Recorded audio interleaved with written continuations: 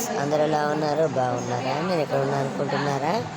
నేనైతే హాస్పిటల్లో ఉన్నాను. నాకు ఫీవర్ వచ్చిందండి, అందుకే హాస్పిటల్కి వచ్చేసాను. నిన్న కొంచెం ఫీవర్ ఎక్కువ ఉంది, సో వీడియో తీయలేకపోయాను. ఇలా కొంచెం బెటరు. అది ఎప్పుడు వస్తుందో దానికి కూడా తెలీదు. సో అలా వస్తుంది.